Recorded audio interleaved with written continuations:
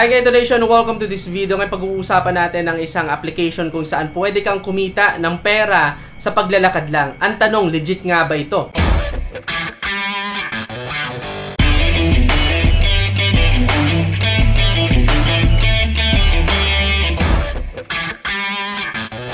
So ano nga ba yung Walktas? Ito po ay isang mobile application kung saan pwede kang makakuha ng mga coins sa pamamagitan ng paglalakad o pagtakbo o pag-ipon ng mga steps na pwede mong i-convert into dollar sa pamamagitan ng pag-redeem. Ngayon, paano ka ba mag-register dito? So kung nandito ka kapatid sa Google Play, ang kailangan mo lang gawin ay click mo lang tong search, okay?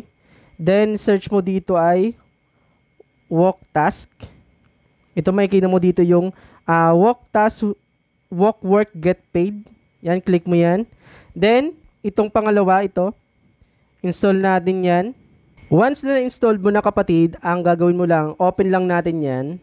Then, mag-create lang tayo ng account using pwedeng Facebook o pwedeng Google. Click ko tong Google. Then, dito, para makakuha ka ng 50 coins agad, ilalagay mo dito yung referral code. Okay? Lagay natin dito ay malaking PF9NK4. PF9NK4. May kita mo rin itong code na ito kapatid sa description o kaya sa comment section ng video na to. Once na okay na, click mo lang yung submit para meron ka na agad 50 coins. So, open lang natin yung physical activity at yung notification. Click lang natin yung okay. Then, allow para malaman ng application na yung bawat steps natin. So, ganun lang kadali kapatid na mag-register dito at mag-create ng account sa Walktas. Ang tanong, paano ka naman makakuha ng coins dito? Una ay sa pamamagitan ng paggawa ng physical activity katulad ng paglalakad o pagtakbo, okay? Dahil ang ginagawa mo dito ay mag-iipon ka po dito ng mga steps. Once na magkaroon ka na ng mga steps, ang mangyayari, hindi mako-convert yung step into coins. Habang lumalaki yung steps mo, nagkakaroon po ng laman yung gift. Kung saan ang nasa loob ng gift ay mga coins na pwede mo naman i-redeem, no? Para ma-visualize mo kapatid. So kung makikita mo dito, meron po akong 8,900 steps, okay? Then, dun sa 8,900 steps na yun kapatid, nakaipon po ako ng gift. Sa loob ng gift, ang gagawin ko lang, i-click ko yung gift na yon para makuha ko po yung coins. So, ganun lang kadali kapatid na makakuha ng coins gamit yung pag-iipon ng steps. Hindi lang yan dahil maliban sa mga steps, no, pwede ka rin makakuha ng mga extra coins sa pamamagitan ng daily login at lucky box. So, paano? So, dito para kumita ka ng extra na coins, i-click mo lang tong check-in. So, araw-araw, kailangan mo lang i-check-in to kapatid. Click mo lang tong check-in today. Then, makakuha ka ng coins hanggang mapunta ka po dito sa day 7 na pwede ka makakuha ng coins at 2 coins, okay? Then, uulit na naman yan. Hindi lang yan dahil meron din tayong lucky box kung saan i-click mo lang ito, makakuha ka na ng extra coin. So, dito makakapanood ka ng mga ads kung saan dun sila kumikita kapatid. So, wait lang natin na matapos yung ads. So, X lang natin. Then, dito pwede mong i-double yung coins sa bawat lucky box. For example, click natin tong double your reward. Hintayin lang natin yung ads na matapos. So, once na matapos na yung ads, X lang natin. Then, makakuha ka na ng 2 coins sa isang lucky box. So, ganun lang gagawin mo dito kapatid hanggang dito sa pinakadulo. So, maliban sa lucky box, pwede ka rin makakuha ng mga coins sa pamagitan ng mga task at bonus. So, dito sa task, once na makuha mo lahat ng lucky boxes nito kapatid, ay pwede ka naman makakuha na 4 coins. Kapag napanood mo naman tong lahat ng video dito sa bonus, okay, kung saan papanoorin mo yung 8 video na ads dito sa coins video, makakuha ka naman ng 4 coins. So, hindi lang yan dahil meron din ditong editor choice, maglalaro ka, okay, mga games at mga survey na nandito kapatid, okay? At pwede ka makakuha ng mas malaking coins once na matapos mo yung survey na yon. Pwede ka rin makakuha ng coins sa pamagitan ng pag-invite ng tao na gagamit din ng application na ito. O, like for example, once na mag-register yung referral mo, pwede ka makakuha ng 30 to 200 to 360 coins, okay?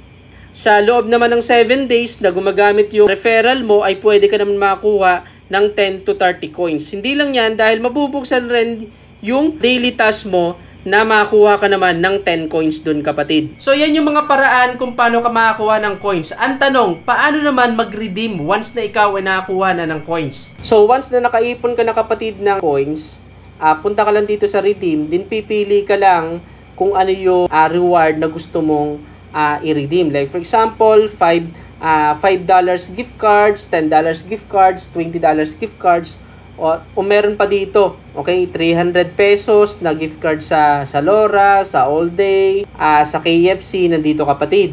Ang gagawin mo lang, click mo lang to, then i-redeem mo lang. Ilalagay mo lang yung PayPal account mo para automatic na matanggap mo yung $5 na gift card. So once na nakaipon ka na ng sapat na coins. Ngayon, pag-usapan natin kung legit nga ba yung ganitong klase ng application, marangal nga ba ito? Ang sagot po ay yes. No, paano ba sila kumikita kung bakit nakakapagbayad sila sa mga users? Ang sagot po ay dahil sa ads revenue. So mapapansin mo, kapag gumagamit ka ng application na ito, meron ka makikita mga ads na papanoorin mo at tatapusin mo, at dun po kumikita yung walk task. Hindi lang yan, dahil maliban sa ads revenue, meron din silang nakuhang data collection sa paggamit ng mga user ng application. Itong mga data collection na ito ay binibenta po yan para gamitin sa analytics, para sa research at development. Hindi lang yan dahil masasabi ko na maayos ang reward system ng application ito, dahil sa reward kasi, katulad ng PayPal, okay, discounted po yan. Ibig sabihin, yung nakukuha mong bayad na $5, $10, $20,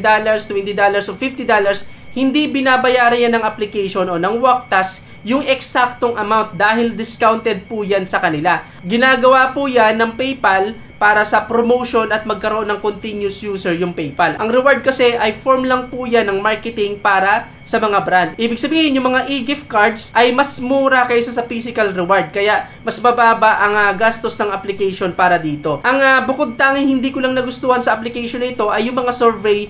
Mayroon kasi mga survey na kabilang sa mga spam sites. So kung gusto mong makakuha ng coins gamit yung bonus, mag-ingat ka po mga mag-login o magbigay ng information sa mga survey, dahil karamihan dito ay mga spam at scam site. Ibig sabihin, pwedeng gamitin yung information mo sa mga illegal activities katulad ng pag-send ng mga spam sa email mo, kung saan ang laman ng email na yon ay mga scam na pwede naman makapagpahack sa account mo, kapatid. So yun lang yung hindi ko nagustuhan sa application na ito, pero maliban dito sa mga spam sites ay para sa akin nakikita kong marangal naman yung reward system ng walk task. Ngayon ang tanong, para sa iyo ba yung application na ito? Kung mag-focus ka po sa steps, okay, sa pagkuha ng steps o pag-ipon ng steps, medyo matagal mong makakuha yung $5. Kasi sabihin natin na everyday nakakuha ka ng 8,000 steps, okay? Dito, pwede kang makakuha ng 48 coins lang. So, para makuha mo yung $5, kailangan mo magkaroon ng 8,000 steps na consistent sa loob ng 62 days. Araw-araw, kailangan mo ng consistent na 8,000 steps. Pero medyo bababa yung days na pwede mo makuha yung $5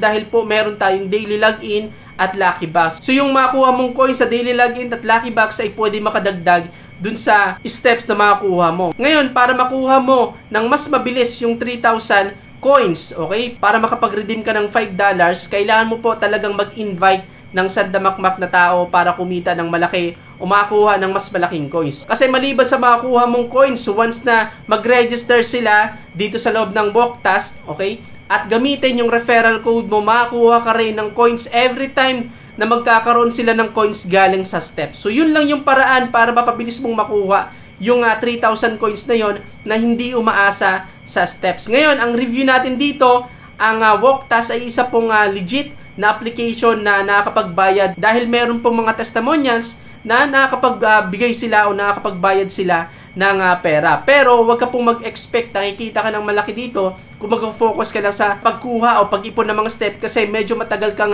kikita kapag nagbase ka lang dito sa mga steps na to, kapatid. Ngayon, ikaw naman yung tatanungin ko, kapatid. Ano yung masasabi mo sa application na ito? Kumita ka na ba sa application na ito at nakapag-redeem ka na ba? O masasabi mo na ito ay isang application na magsasayang lang sa iyo ng oras dahil Google ko ng matagal na araw para makakuha lang ng $5. So comment po sa baba ng video na to kung ano yung masasabi mo sa application na ito para malaman ng mga makakapanood ng video na to kung ano yung opinion mo sa application base sa experience mo para makatulong ka sa makakapanood ng video na to kung gagamitin ba nila yung application na ito o hindi. So dito nagtatapos ang topic natin ngayon. Hanggang sa muli, I'm Neil Llanto. Bye-bye!